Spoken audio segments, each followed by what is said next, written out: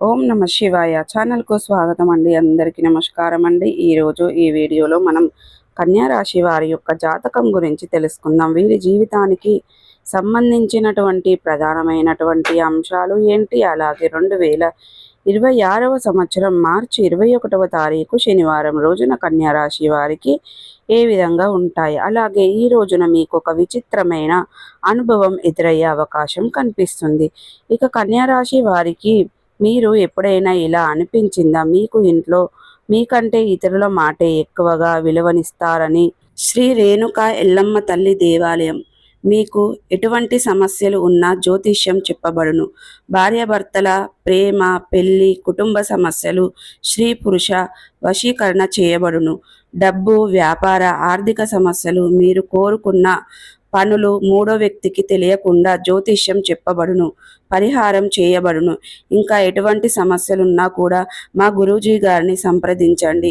మా గురూజీ గారి phone number 8125199068. నమ్మకంతో మా గురూజీ గారికి కాల్ చేయండి. మీ సమస్యలన్నిటికీ పరిష్కారాన్ని కనుగొనండి. మరి అలా అనిపించినట్లయితే అది మీకోసము, మీరు చేసిన మంచిని మానసికంగా వేధిస్తున్నారా? ఇదైతే మాత్రం మిత్రమా, మీ జీవితంలో జరిగినటువంటి ఒక ముఖ్యమైనటువంటి విషయంలో జరుగుతున్నటువంటి ఒక సందర్భం అది ఎందుకని మిమ్మల్ని బాధిస్తుంది, ఎందుకని మిమ్మల్ని ఇబ్బంది కలిగిస్తుంది? మీ ఇంట్లో వాళ్ళు మీ బాధని అర్థం చేసుకోకుండా మీరు ఒంటరిగా మౌనంగా బాధపడుతున్నారా? మరి బయట వాళ్ళు చేసిన తప్పులు కూడా మీకెందుకు మోపబడుతున్నాయి? ఇవన్నీ కూడా మీకు జరుగుతున్నటువంటి ఒక ఇబ్బందులైనటువంటి వాస్తవాలు ఇవి.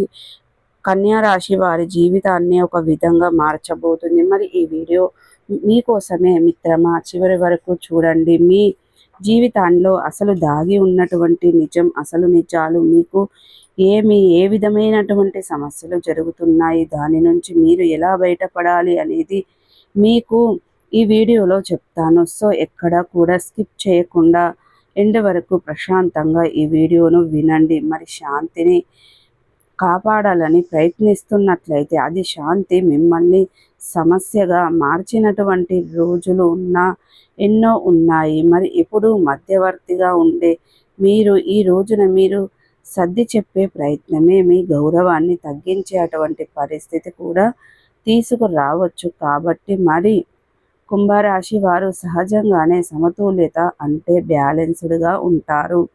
అందమైనటువంటి వ్యక్తులు, ఆకర్షణీయం కలిగి ఉన్నటువంటి జీవితం, ఎక్కడికి వెళ్ళినా ఏది అనుకున్నా చేయాలి, తీసుకురావాలి, వెళ్ళాలి అనుకున్నటువంటి ఒక మంచి సిచ్యువేషన్ అనేది మీకు ఎక్కువగా ఉంటుంది.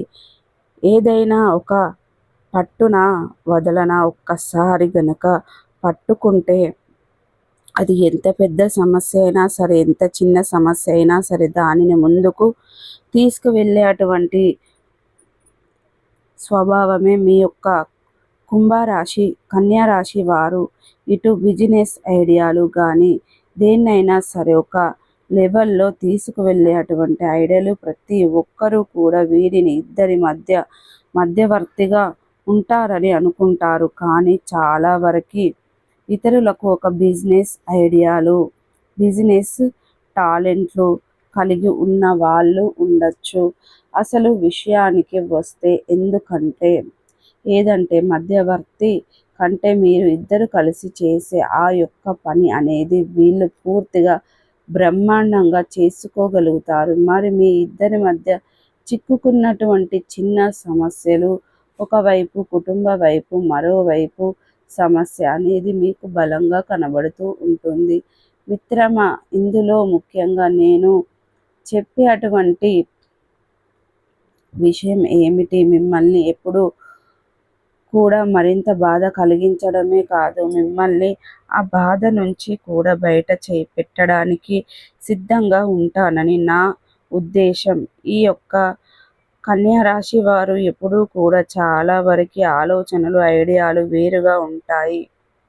కాకపోతే ఇప్పుడు ప్రస్తుతానికి ఏం జరుగుతుందంటే మీ రాశి వారు మరి ముఖ్యంగా ఇంట్లో గొడవలు వచ్చినప్పుడు సర్ది చెప్తారు, అందరికీ న్యాయం జరిగేలా చూస్తారు. మీ మాటకు విలువ తగ్గించి మీరు చెప్పిన విషయం వినకపోవడం కాకుండా మీ బాధ్యతలు కూడా కొంతమంది మిమ్మల్ని ఇబ్బంది కలిగిస్తూ కుటుంబంలో మీ విలువ తగ్గినటువంటి భావన ఇంట్లో వాళ్ళు సమస్యలు పడటం మరి అనేది కూడా కొంతమందికి కనబడుతూనే ఉంటుంది. అసలు ఏం జరుగుతుందంటే మిత్రమా, మీరు గతంలో కూడా మీ ఇంట్లో ఒక ముఖ్యమైనటువంటి వ్యక్తి, మీ అభిప్రాయాలు లేకుండా ఏ పని జరిగేది కాదు. అది ఉద్యోగ విషయమైన, వ్యాపార విషయమైన, ఇంట్లో ఏదైనా వస్తువులు కొనాలన్నా, తీయాలన్నా, శుభకార్యాలు చేయాలన్నా మీ మాట, మీ గౌరవం, మీ యొక్క విశ్వాసం అనేది ఎప్పుడూ కూడా వీళ్ళకి లేదు. కానీ ఇప్పుడు ఏం జరుగుతుందంటే మీరు లేనట్లే చూస్తున్నారు. మీరు చెప్పిన వినడం లేదు. మీ పైన నమ్మకం అనేది పూర్తిగా తగ్గింది. ఈ విషయం ఎందుకు జరుగుతుంది అనేది ఇప్పుడు మనం తెలుసుకుందాం. ఇందులో చాలా ముఖ్యమైన ప్రధానమైనటువంటి కారణం ఏమిటంటే ఇంట్లో ఉండేటువంటి మీరు, నేను ఎందుకు అంటున్నాను అంటే ఇంటి యజమాని ఇంటి యజమానిని అనేది ఒక తెలిసి తెలియక ఒక చిన్న పొరపాటు కూడా చేసి ఉండొచ్చు. అది డబ్బు విషయమైనా అయి ఉండొచ్చు, లేదా ఆరోగ్య విషయమైనా ఉండొచ్చు, లేదా కుటుంబ నిర్ణయాల విషయమైన అయినా కావచ్చు, లేదా ఒక స్త్రీ విషయం గురించి అయినా అయి ఉండొచ్చు. ఆ చిన్న తప్పు ఎదుటి వాళ్ళను తప్పుగా చూసి ఆ యొక్క తప్పును మీపై మిమ్మల్ని మానసికంగా వేధించాలి, మిమ్మల్ని పరువు లేకుండా, విలువ లేకుండా, మిమ్మల్ని ఒక గౌరవం లేకుండా చూపించినటువంటి సందర్భాలు కూడా ఎన్నో కనబడుతూనే ఉంటాయి. అందులో అతి ముఖ్యంగా ఏంటంటే మన ఇంట్లో ఉండేటువంటి సంతాన బిడ్డలు కానీ, లేదా మనం కావాలి అని అనుకుంటున్నటువంటి వ్యక్తులు ఇతర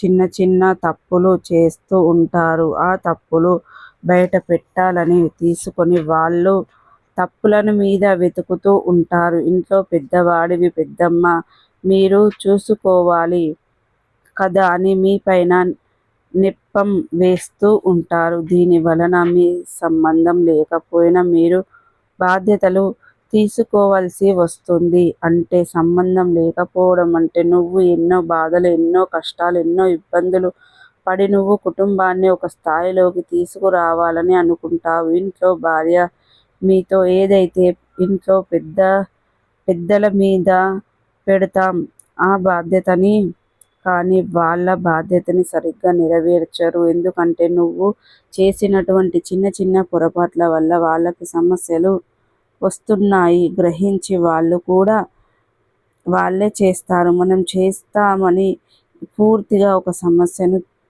తోసుకు వెళ్తూ ఉంటారు. దీని వలన బాధపడేది మీరే మిత్రమా. బయట వాళ్ళు కాదు, ఎంత సాధించాలి అని అనుకున్న అంత ముందుకు వెళ్ళాలి అని అనుకున్న, ఏది సాధించాలి అని అనుకున్న ప్రతి ఒక్క విషయంలో మీకు ఆటంకాలు కలుగుతూనే ఉంటాయి.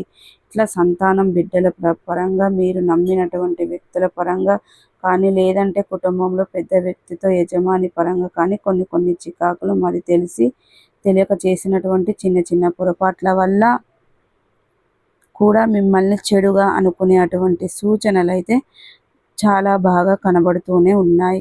సో చూసారు కదండి, ఈ వీడియో మీకు ఎలా అనిపించింది? నచ్చిందా? నచ్చితే కనుక ఖచ్చితంగా లైక్ చేయండి, షేర్ చేయండి. మరిన్ని మంచి మంచి వీడియోల కోసం మా ఛానల్ అనేది త్వరగా సబ్స్క్రైబ్ చేసుకోండి ఫ్రెండ్స్.